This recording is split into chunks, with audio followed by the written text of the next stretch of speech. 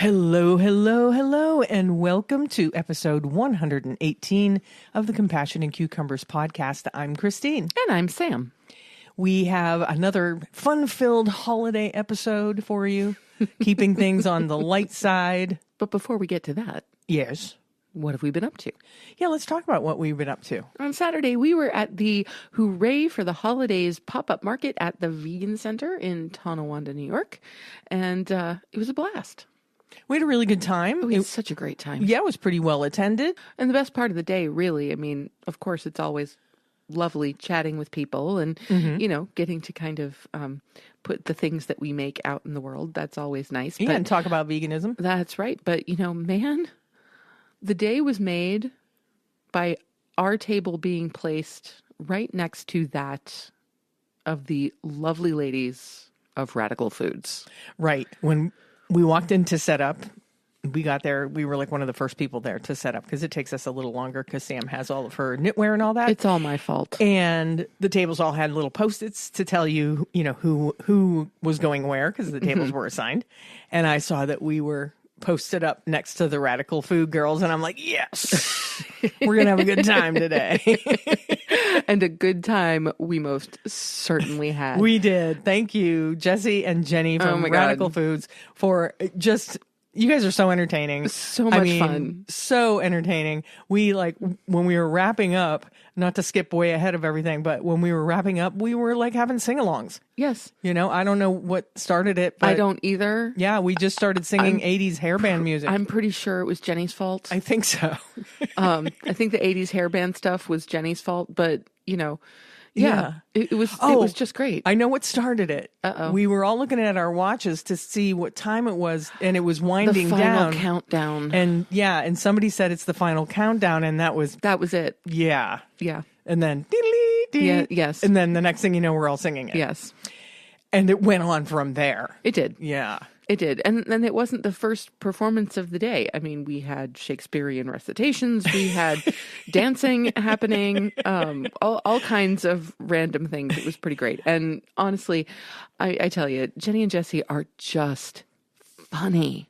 Yeah, they're funny and fun. And there was so much laughter just all day. It was fantastic. I may have been hopped up on a little too much sugar. You were eating an inordinate amount of sugar. I don't eat sugar normally, but I'm like, hey, it's the holidays. Let me try everybody's sugar. Right. It's not that you don't eat any sugar. It's that you don't eat a lot of sugar. No. But Saturday, you had a lot of sugar. I know. I'm like, let me have this cookie and now this donut. But we'll get into the food. Yeah, we will. So, enough about all the mayhem that happened. Let's talk about some of the vendors that were there, some of the wares that we tried and all that. First, I think the first thing that we got was donuts. Oh, well, yes, but they weren't the first things that we tried. Okay. Because we got the donuts from Radical Food, and they were a gingerbread glazed donut. Fantastic. Amazing. But we saved them. Yeah. You had one when we got home. Yeah, right when we got home, I had one. Yes, and I saved mine for the next morning. And they were absolutely beautiful. Just a really lovely kind of vanilla donut with a gingerbread glaze. Just completely fantastic. Light, airy, fluffy. Love them. Yeah, absolutely super seasonal. Loved it. And they were also selling these cute buffalo cutouts with little icing wreaths. Yeah, little green icing wreaths, like buffaloes with little green icing. Yes. Oh, they were adorable and delicious. Yes. Really good sugar cookie. Super tasty. Yeah, I like a good sugar cookie where it's just got that little bit of snap, but then it's like kind of soft on the inside. Yeah. Perfect. Cool. Yeah. And the icing was good. The icing was really nice. Yeah. Yes, absolutely. But the first thing we tried was from a vendor that was, I think, their first time at the Vegan Center, Vegan. Yes. Yes, absolutely. And I was super excited to see another seller of baked goods in the market. And so we headed over to Vegan and we got several of her peanut butter cookies and also some chocolate covered pretzels. I haven't tried that yet. Yeah, you should. They're very good. I should before it's gone. Yeah. Well, yeah. I ate my chocolate covered pretzels last night. The peanut butter cookies were spectacular. Yeah, I immediately ate one of the peanut butter cookies after Sam went over there and bought some of them, and they were perfection. Absolute perfection. Yeah. Like, just amazing. Same quality as Eat Your Feelings peanut butter cookies. Pretty close. Because they also have perfect peanut butter I would have cookies. to do like a 1-to-1 comparison to really say, but these are also a little on the larger side and soft. I love a good soft peanut butter cookie. Soft peanut butter cookies. Good, Yes. like sugar-salt ratio. Absolutely. And they've got that perfect, like, almost, you know how when you make a ginger cookie, it kind of crackles on the top Yeah, you and get you that- put a little bit of sugar. Yeah. It was perfect. Like, the degree to which the cookie had kind of crackled on the top was just gorgeous. Yes. Yeah. So it was a perfect peanut butter cookie. I am in 100% agreement. So at the market, what she was selling, first of all, she had 2 varieties of pies. Okay. So there were full-sized apple pies and pumpkin pies. She also had some of her chocolate peppermint shortbread. Now, we didn't buy the shortbread, but one of the other vendors did and shared a little piece with me. And I have to say, it was spot on. Really good. Perfect crumbly shortbread texture. Yeah. Really nice, hit of mint in the chocolate. And of course, it's always nice to have, little crushed up candy canes sprinkled on anything. So excellent. Really, really good. She also had several kinds of cookies, including the peanut butter cookies that we bought. She was also doing some chocolate chip. Then there were the chocolate covered pretzels. I'm trying to think if I'm missing anything. Oh, yes. She had a couple of loaves of like eggnog bread. Oh, yeah. I wanted to say it was like a banana bread eggnog-y thing. Yes, but it was an eggnog bread. Yeah. Which I thought was really, really interesting. Yeah, we should have tried Didn't that. get to try that. I'm sorry. Yeah. Yeah. Maybe if she fault. just had slices of it, not full loaves. Right. You know? Yeah. Yeah. Yeah. But here's what Vegan offers out of Lockport, New York. If you're in the area, she offers vegan baked goods, private event catering, takeout dinners, and 4-course dinners. And you can pre-order from Vegan by calling 716-245-8025. That's great.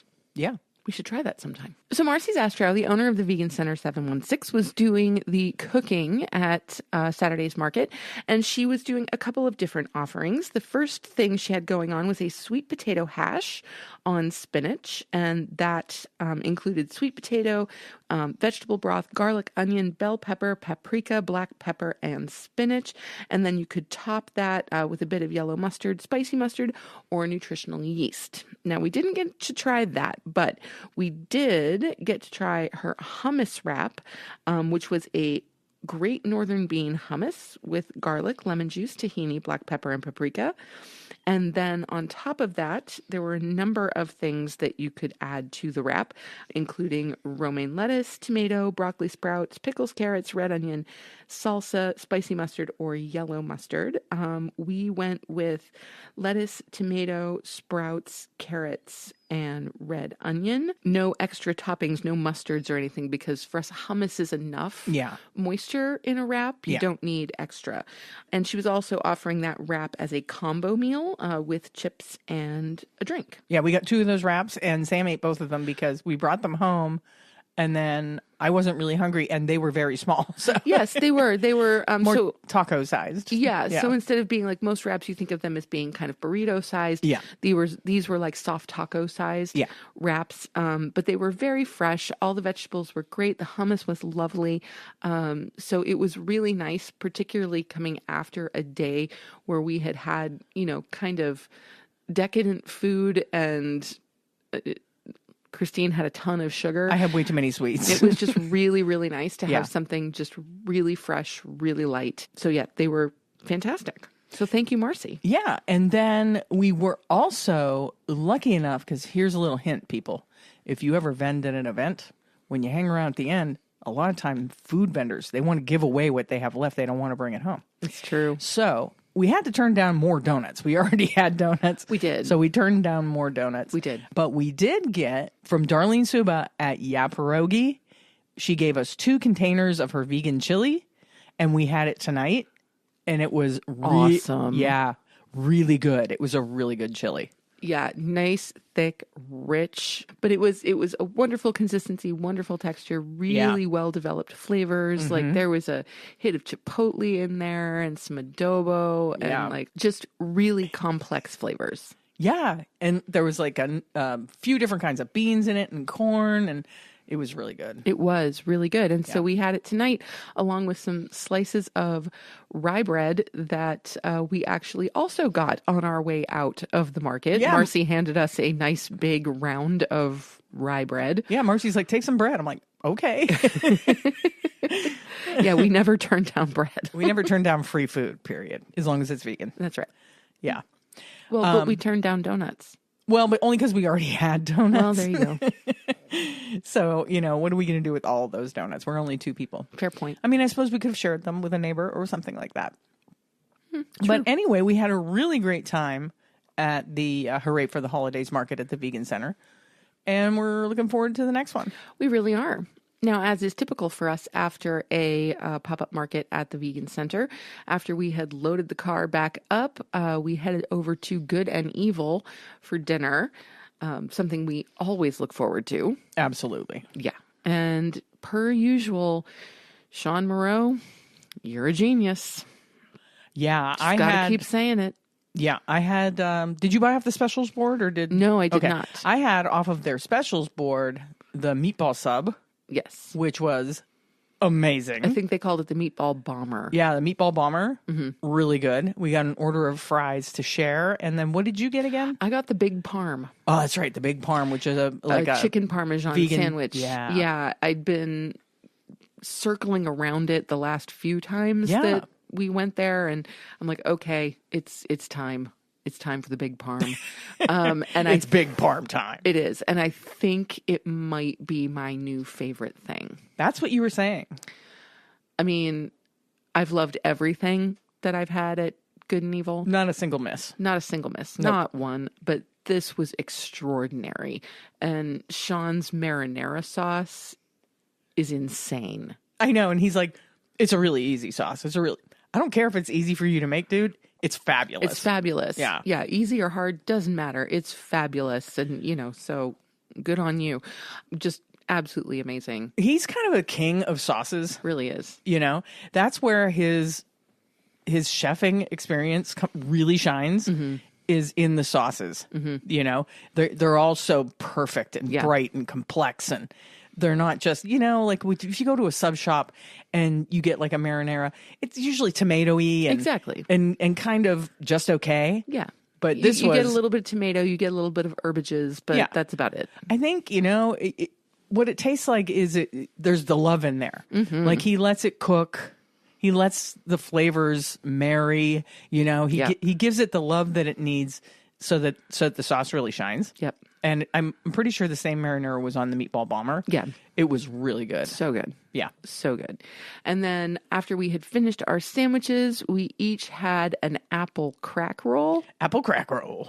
Yep. We've talked about the crack rolls before. And what they are is essentially cobbler rolled up into a vegan egg roll wrapper and deep fried, which right there... Yeah, where can you go wrong? You can't go wrong, honestly. So this was an apple cobbler rolled up and deep fried and then served with this lovely vanilla bean glaze. Yeah. And what I've noticed about the crack rolls both times is that, a lot of times when you have something like that, you're getting like pie filling.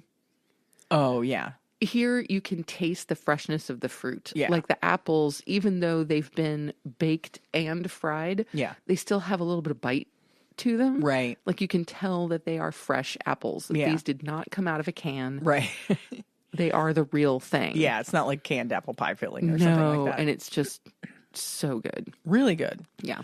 And funny enough, this entire meal was comped to us in return for some podcast advice. Which is so sweet. And I have to just say thank you, Sean. That was so generous of you and completely unnecessary. No, we're totally more unnecessary. than happy to help in any way that we can. Yeah.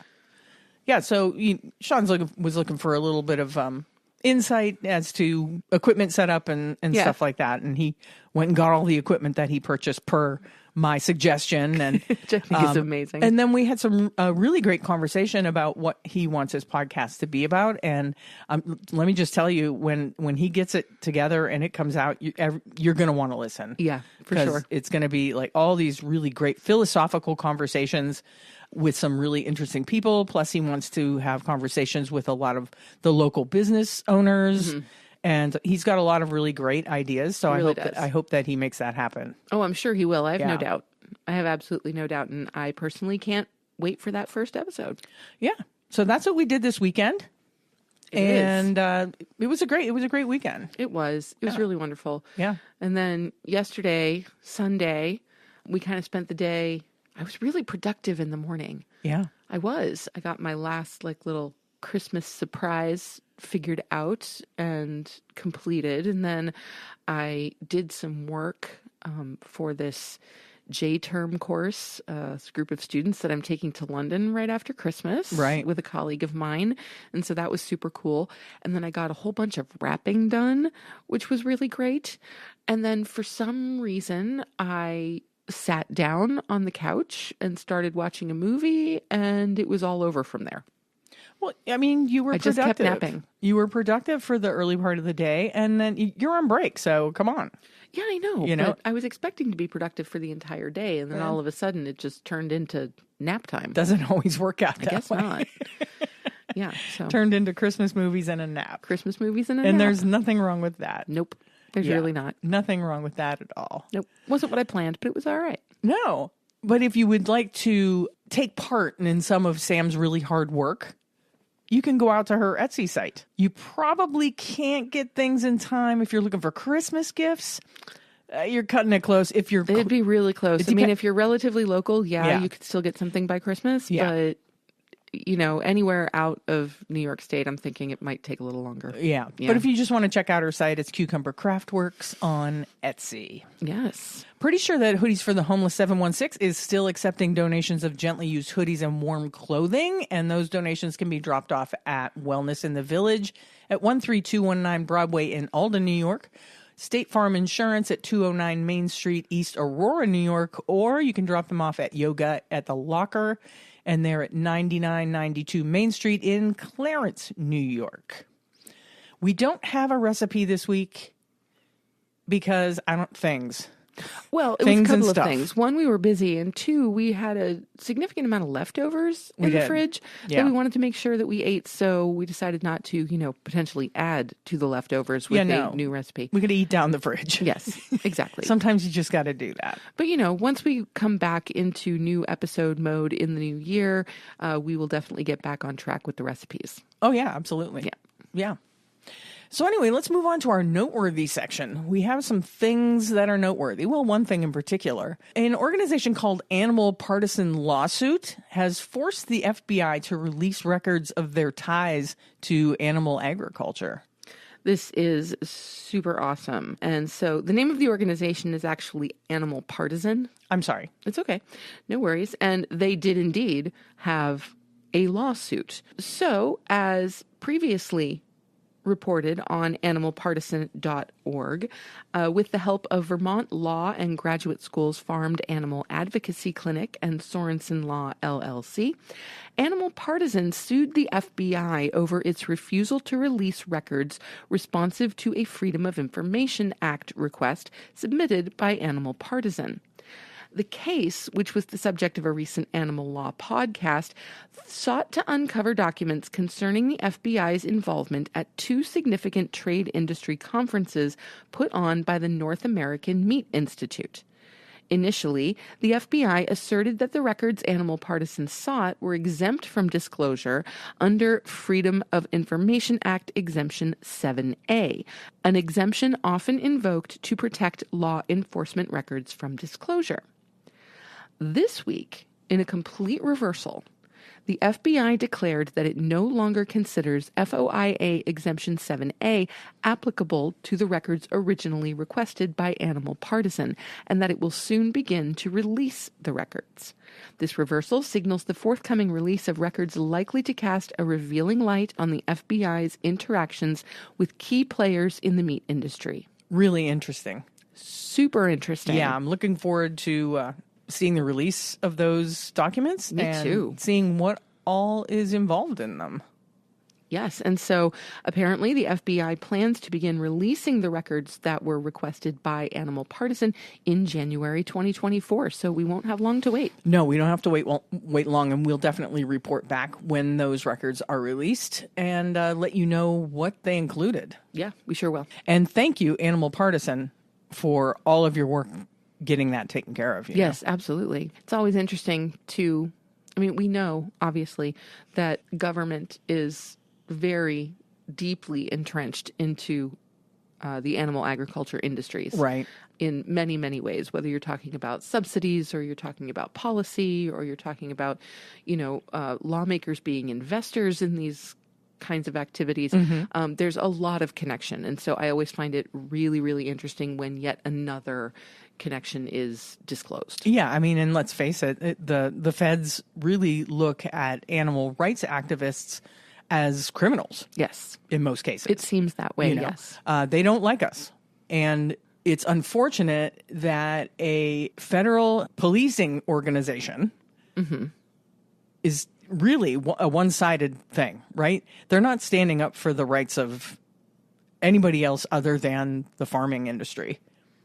Well, I don't know that we can say that. And in most cases, in this case, and in most cases involving animal rights activists and animal agriculture industries, the FBI sides with the animal agriculture industry. Generally speaking, I would say you are correct. Yeah, the law is definitely on their side. Yes. So, yeah, like I said, I'm really curious to see what's in those documents. Me too. We'll have to read them when they come out. Yeah. But enough seriousness. Indeed. It's time for some holiday shenanigans. I'm terrified. Sam is terrified because we're going to do a holiday trivia, but the way we're doing the holiday trivia, because I have the holiday trivia, but all the answers are available to me. So instead of doing like a back and forth like we usually do, I'm going to be quizzing Sam on her knowledge of this holiday trivia. And she said she just doesn't want to look stupid. Pretty much. It's holiday trivia. How hard can it be? You know what? You'd be surprised. There's a lot that goes into things, so I don't know where you're coming from on this. I'm not going to be asking you like specific dates or anything like that. I would hope not. No, I'm not. So play along at home. Let us know how you do. And let's just jump into this holiday trivia thing, okay? Don't be nervous.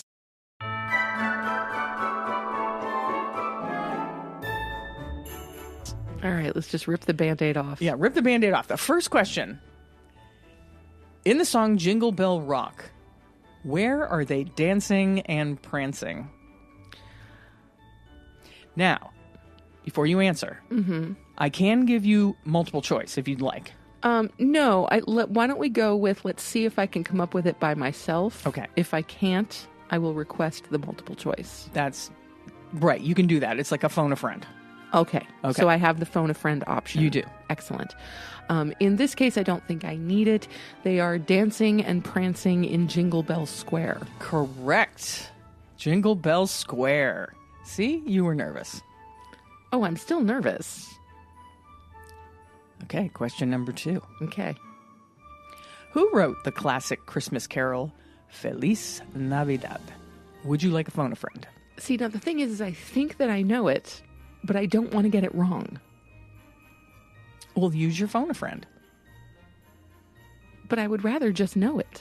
Well, of course, we would all just rather just know it. But is it Jose Feliciano? It is Jose Feliciano. Okay. Thank you. Wow. All right. Thank you. Very good. See, don't doubt yourself. Just go with your gut. Okay. You know how that's how it works with trivia. No, I know. You got to go with your gut. I know. And here's a little tip for anybody out there. Don't ever play like Trivial Pursuit or anything like that with Sam, because she will kick your butt royally. I think maybe I have won one game of Trivial Pursuit in all the games we've ever played over the years. What can I say? For some reason, my brain is a sponge for absolutely inane information. Yeah. And if she ever gets to the middle and you get to pick what category, pick sports. It's true. Because she doesn't know a lot about sports. Sports and entertainment. Yeah. Sports and leisure is really bad. And pop culture and that kind of thing. Yeah, not so much my thing. Don't go anywhere near history or geography or literature. Yeah. Because I'm pretty strong there. Okay, we're sticking in the music vein right now. Okay.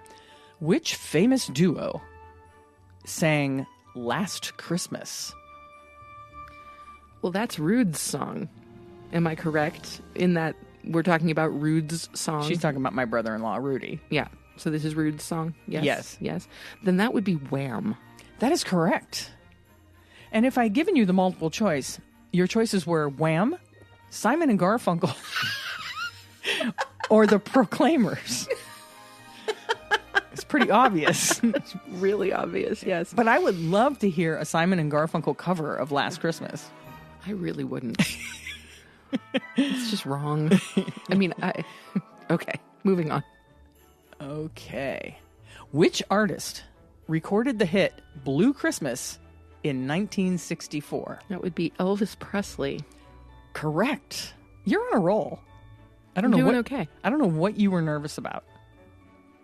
Well, I was nervous that you would be asking me questions that I don't know the answer to and that I would look foolish on the podcast.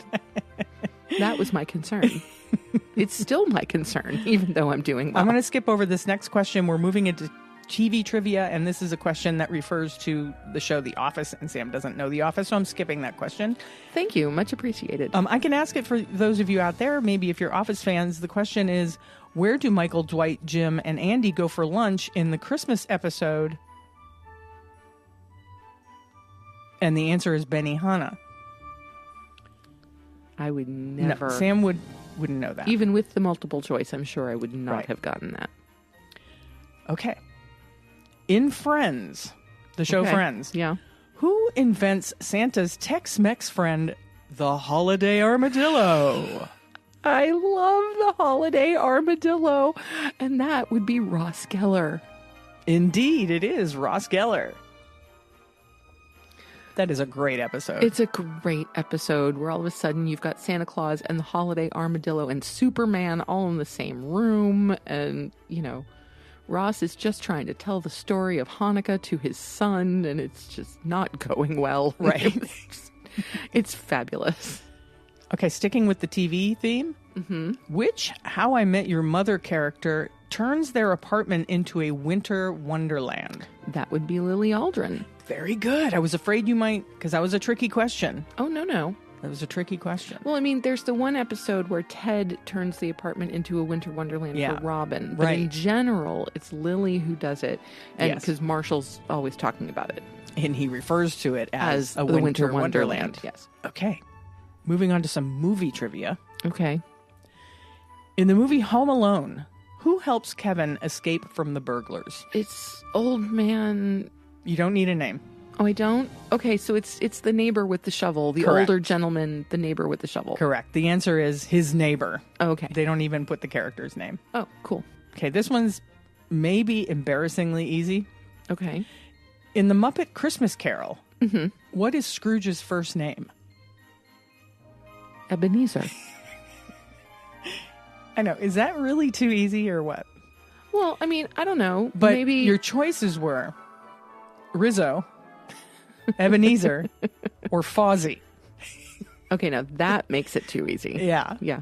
Who was the creator of the movie The Nightmare Before Christmas? Oh, that's a Tim Burton movie. You're good. You're good. I can't stump you. Might have to go to some harder ones. Well, I mean, you're the one picking the questions. I know. So, In How the Grinch Stole Christmas, the 2000 movie of it, what does the Grinch dress his pet dog Max as? That's the Jim Carrey version, right? Yeah, but I think it's the same in every version. Well, I mean, in the book and in the original animation, his dog, Max, is dressed up like a reindeer. So I'm going to go with reindeer. You sure? That's your final answer? Yeah. That's correct. Okay. Yeah, I'm not really familiar with the Jim Carrey version of that. I'm not a massive Jim Carrey fan. I know you're not. I'm not even sure I've watched it the whole way through. Really? Yeah. I think it's pretty good. Yeah? Yeah. Okay. Okay, moving on. In the movie The Santa Claus, why does Scott have to become Santa Claus? Because his immediate predecessor as Santa fell off his roof and he put on the Santa suit. That is correct. Okay, here's one. Might be a little tricky for you. Okay. In the movie Elf, Oh, you're right. This will be harder. but we have watched it. Oh, yes. What department store does Buddy get a job at? Oh, gosh. You can ask for the multiple choice if you need to. Yeah, I guess I'll go multiple choice. Okay, your choices are Bloomingdale's, Macy's, or Gimbel's.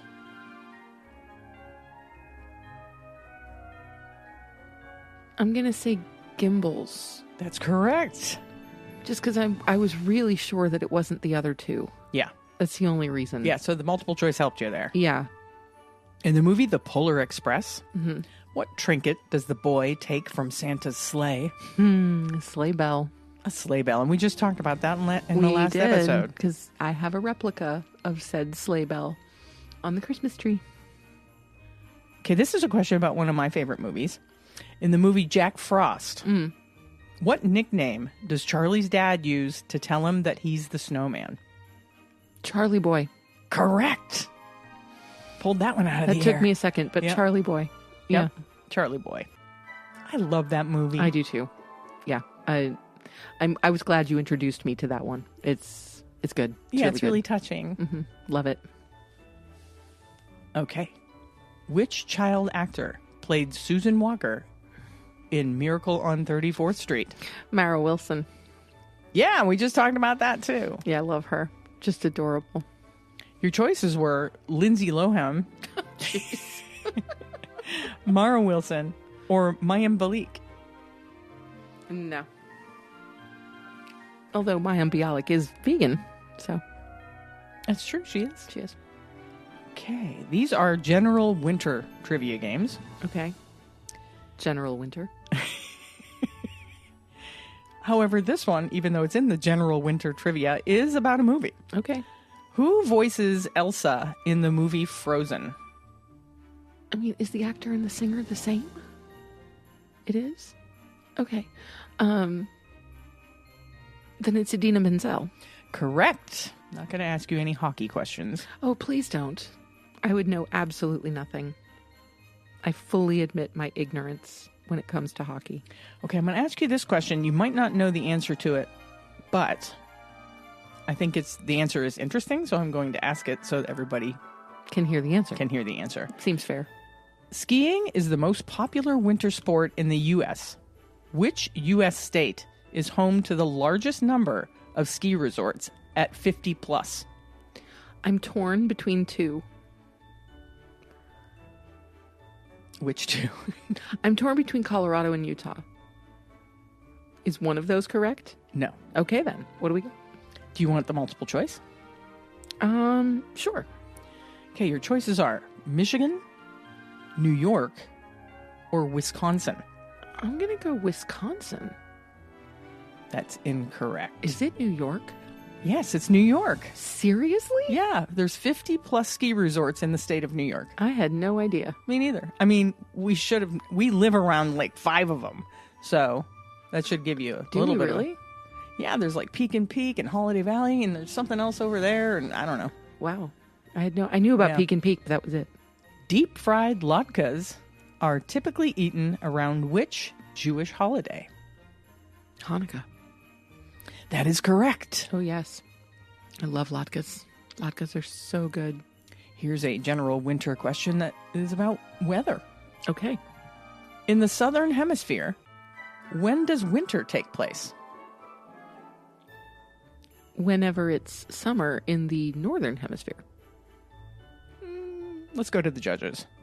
Yes, we will accept that. I mean, so from June to June August. to August. Yeah. Yes. Yeah. So northern hemisphere summer equals southern hemisphere winter. Yeah. Yeah. Here's one you might enjoy. Where do people go to witness the winter solstice in the UK? Stonehenge. That is correct. I'm going to go there I know. in just a couple weeks. I know, I'm a little jealous. I'm so excited for the Stonehenge thing. Don't worry, I'll send tons of pictures. Here's one that I think you might not know, but you probably will. Because you constantly surprise me with your knowledge. What famous winter attraction is Budapest known for? Famous winter attraction in Budapest. Yeah. I'm going to have to go with the multiple choice. Okay, your choices are reindeer farms, an ice bar, or thermal baths. I'm still stumped. Ice bar. No. Reindeer farms? It's thermal baths. Okay. Yeah, no clue Apparently on that one. there's a lot of those like hot springs there. Okay. So I thought there might have been some off chance that you would know that from something. No, I need to do a little more research on Budapest, apparently. Yeah, you better get on that. Yeah, I'll have to. Now I need to know about the thermal baths in Budapest. I think I've seen that on like travel shows. Well, I mean, if the city in question had been like Reykjavik, I would have been right there on the thermal baths because I know that that's a thing in Iceland. I just didn't know it was a thing in Budapest. Right. Yeah. Okay. Switching gears a little bit. Okay. What is the name of the traditional warm holiday beverage that's made from mulled wine or cider, orange, cinnamon, and other spices? It's wassail. That's correct. Owen and I both enjoy a good wassail. You do? Oh, yeah. Owen makes wassail for Christmas. Oh, yeah. He did make wassail at one time. Mm-hmm. Yeah. I'm not a fan of anything mulled wine. It's if you made it without the wine, I would love it. No, I like it. I mean, I prefer it with mulled cider. Yeah, with as opposed to mulled wine. Yeah. But, Owen makes a nice wassail. So I wonder if Owen will make us some wassail and this then year. we could go a wassailing. Yes. Okay, here's one you won't know the answer to, but it falls under the category of I think people might be interested to know what the answer is. No, it's fine. So maybe I'll just pose it this way. Did you know, according to Hallmark, approximately how many Christmas cards are sent annually? Do you want to take a stab at it? Well, the thing is, I'm imagining that the number of Christmas cards sent in recent years has sharply declined. It doesn't talk about that, but you're probably correct. But you see, I don't really know what the standard for Christmas cards was, so I have no idea what it would be declining from. Right. But if you want to give me the multiple choice. There is no multiple choice on this one. Oh, well, then I have no clue. Okay, the answer is 1.3 billion Christmas cards are sent annually. That is more than I would have expected. Many more than I would have expected. Oh, yes. Yes. Yeah, we haven't sent cards in a number of years. We haven't. And a lot of people don't send them anymore. No, we usually get like 2 or 3 cards a year. Yeah, we've gotten 2 or 3 so far. Yeah. I mean, is that something we should start doing again? I don't know. It is fun. I like doing it. It is fun. We'll have to ponder that. Two traditions to bring back next year then. Sending Christmas cards and baking weekend. Yeah, we need to bring those back. Yeah, I think we should bring... Oh, wait, no. And a third. Rav Day. Ravioli Day. So 3 traditions that have kind of fallen by the wayside in our family that I think we should try and bring them back. Bring back for next holiday season. Okay. Yes. Yeah, my sister and I were actually talking about the whole cookie thing. So Yeah. Okay. Here's another question for you. Okay. In what year did A Charlie Brown Christmas first air? Oh gosh. I can give you a hint. Okay. It was a really good year, especially for me. Okay, would that be 1965? That's correct. That's the year I was born.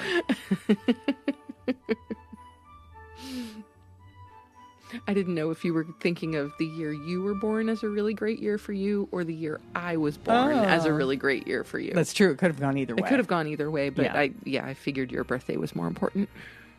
No, you have to figure that A Charlie Brown Christmas was around a long time before you were born. I guess.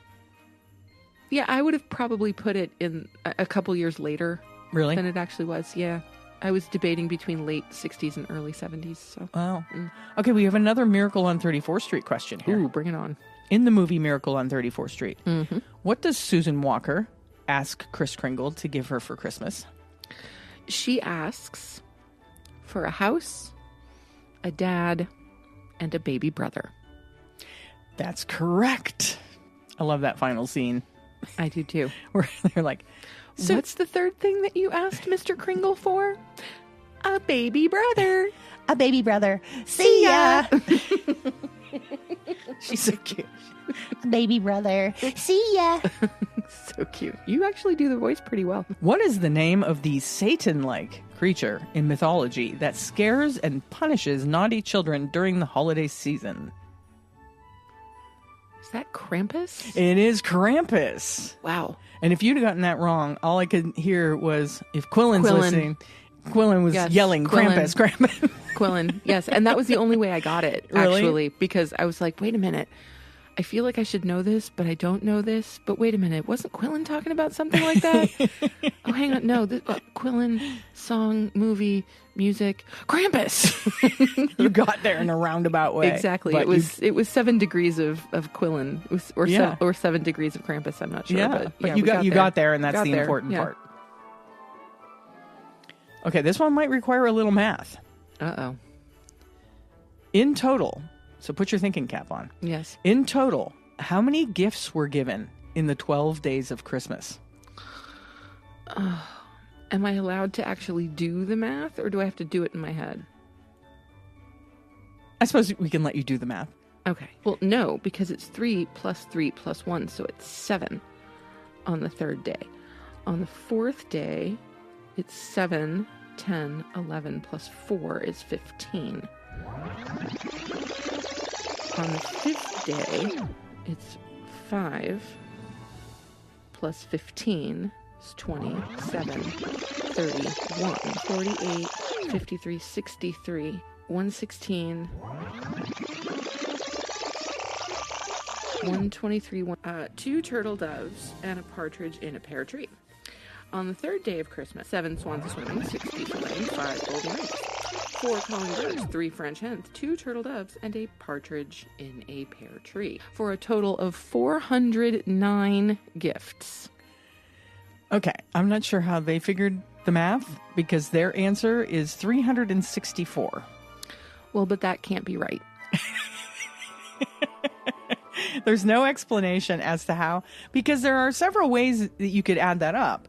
You don't have to keep going backwards. You could just be going 1, 1, 2, No, 1, 2, 3. because you're getting the same, you're getting all of the gifts every day. Right. So it becomes exponentially larger every day. Yeah. So by my calculations, by actually doing the math, it's 409. Okay. Well, the answer on here was 364, but I don't know how, I can't say that you're wrong because you did the math. I did do the math. You watched me do the math. If anybody at home was doing the math and came up with 364, let me know. Let us know how. Yeah. Here's an interesting one. Okay. Which Christmas song is among Americans' most disliked Christmas songs, according to a 2020 YouGov.com survey? Least favorite? Least favorite Christmas songs? song. And you would probably agree with this. Would I? Yeah. I mean, is it a classic Christmas song? Yeah. It's a classic. Pretty much, yeah. You're going to hear it every year. There's multiple versions of it done by multiple singers. I can tell you the most famous version of it, I believe, was done by Eartha Kitt. Oh, Santa Baby? That's correct. Santa Really? Baby. Yes. See, I wouldn't consider Santa Baby a classic. When I talk about the classics, I'm talking about, Silent Night and We Three Kings and The Holly and the Ivy. And, okay. yeah. Well, No. So, okay. But that's okay. But really, Santa Baby. yeah. Well, I mean, I'm not a huge fan either, to be honest. Yeah, it's So not one of my favorites. I would agree with that. Not one of my favorites. It's terribly materialistic. That's true. Yeah. What brings Frosty the Snowman to life? The hat upon his head, That is correct. which makes him dance around. It's a magical hat. The magic hat upon his head. And he begins to dance around. Here's a true or false. So you got a 50% chance of getting it right. Sweet. True or false, eggnog is America's least favorite winter beverage. You know, I would say true. The answer is false. I figures. guess. According to YouGov, whatever that is, it's America's second favorite, right behind hot chocolate. No kidding. People like the nog. I've never been a fan. I like eggnog. Yeah. And there's some good oat nogs out there. Are there? Yeah, we got the oat nog last year. I had it. You didn't really weren't interested. No. If I want some kind of, creamy, warm beverage around Christmas, I'll stick with hot chocolate or my turmeric lattes. So according to that same survey, what do you think was America's least liked winter beverage? I really don't know. Like hot apple cider? No, the answer is mead. Oh. Wow. Do people even make mead all that much? People do, and I'm not surprised that it's Americans' least favorite. Well, yeah. But it's very popular in other countries. Oh, certainly. And I don't mind a good thing of mead. The thing is, it's hard to find vegan mead because it's made with honey. Yeah. Right. We'll just do a few more here. Okay. Which city in France are the McAllisters visiting when they forget their 8-year-old son, Kevin, in the movie Home Alone? Paris. That's correct. For bonus points. Oh, I get bonus points? What is the name of the polka band that gives Kevin's mother a ride back from the airport? That would be the Kenosha Kickers. That's right. And really, there's bonus points? Have we even been keeping track? No. Didn't think so. And what were some of their most famous songs? There was Polka, Polka, Polka, otherwise known as Kiss Me Polka. There was the Wajahuji Polka, Polka Twist. That's impressive that you even knew that many of them. Yeah, I think that's all I've got. Yeah. That's a great scene where he's like, maybe you've heard of us? Yeah, the whole scene with John Candy. Yeah. Isn't that John Candy? He's kind of brilliant in that scene. Yeah, pretty much. Are Santa's reindeer male or female? It's a really interesting question because different movies specifically portray them differently. Yes, but there is a technicality that points to whether or not they're male or female. Then I'm going to say that they're female. That's correct. And you want to know why? Sure. Because male reindeer lose their antlers in November, while female reindeer keep their antlers throughout the winter. Hey, check that out. Didn't know that. Glad to add that to my store of knowledge. Yeah, and most depictions of Santa's reindeer, they all have antlers. Yes, they do. Let's do one more good one. Okay. Which song tops Billboard's list of the 100 greatest holiday songs of all time? All time? This is Billboard now, and I'll give you a little hint about the Billboard lists. All of Billboard's top 100 lists are based on sales and plays. Right. Not necessarily, a popularity thing. Right. I'm going to say Feliz Navidad. That's a very good guess, but the answer is All I Want for Christmas Is You by Mariah Carey. No. Yeah. Oh, good God, that's just wrong. Like I said, it's plays and sales, not necessarily how many people like that song. But it's just wrong. I don't mind that song. It kind of gets a bad rap. I can't stand it. Yeah. Sorry, it just bugs me. And I think that's going to wrap up our holiday trivia. Oh, sure. Wrap it up on a low note. I'm sorry. Do you want me to ask you another one that you might know? Sure. I thought you might know that one. Well, all right, we'll do one more. Didn't. Bonus question. All right, bonus question. Just so Sam can redeem herself. True or false? Okay. Keeping with the Home Alone theme. The gangster movie that Kevin McAllister watches in Home Alone is a real film. True. You're trying to redeem yourself. The answer is false. Really? Yes. The film name in the movie is Angels with Filthy Souls. It was created especially for Home Alone, but it is based loosely on the 1938 James Cagney movie Angels with Dirty Faces. Oh, no kidding. Yes. Well, all right. Then I'm done. I'm irredeemable. It's okay. I can live with that. Oh, are you sure? Yeah. I still think I got far more right than I got wrong. I'm going to give you one more chance. All right. What classic Christmas movie inspired the show The Wonder Years? Oh, that's A Christmas Story. There you Yeah, go. for sure. Yeah, A Christmas Story. Yeah, there's a really clear connection there. Yeah, with the narration and all that jazz. Yeah. Yep. Well, let us know how you did. Some of those questions were difficult, Yeah, some of them were tricky. and some of them were really super easy. This is also true. Yeah. Yeah. But it was fun. And I'm glad that we got it over because Sam was really nervous. I was. She had a little bit of anxiety Yes. in the beginking, thinking know. that these were going to be like really hard questions or something. I mean, come on, being quizzed in public? Seriously. It's a little nerve-wracking. But you're like a trivia god. No, I would not go that far. You're so like I good. said, my brain tends to hold on to inane information, but that doesn't make me a trivia god. No, but you are really good at trivia. And you did really well with most of those questions. Thank you. But we weren't keeping score, so we have no idea. I'm going to give you a score of 364. Cute. Very cute. The same as The number apparently of presents that are supposedly offered in the 12 days of yeah, Christmas. the incorrect number of presents. That's right. Apparently, if I'm you do telling the you, math. it's 409. Yeah, I don't know. I'm gonna have to look into that. I don't know where they didn't give any. They didn't cite any references as to how they came No, up there with was that no number. logic. Yeah. Okay. All right, let's move on because as usual, we're running long. Go figure. Yeah. Let's talk about today's helpful tip or suggestion on how to become vegan. Sure thing. And today's helpful suggestion comes from Pick Up Limes, one of my favorite vegan YouTubers. And today we're recommending that you keep that pantry stocked. This lifestyle change can be challenging if we don't have nourishing and delicious ingredients on hand to work with. We can start by stocking up on some pantry essentials. In addition to pantry essentials, we'll want to be stocked up with some fresh items such as produce, bread, and plant-based meat alternatives. On this exciting journey, there's no need to forbid ourselves from having any treats. We love to enjoy some dairy-free dark chocolate or a bag of chips that's laying around whenever we're in the mood. Nourishing the cells and the soul is our philosophy here.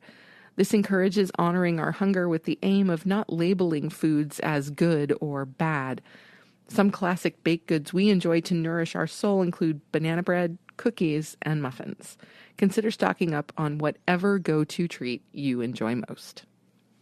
I agree. Make sure that you have a couple of things in your pantry for those moments when you want something, snacky.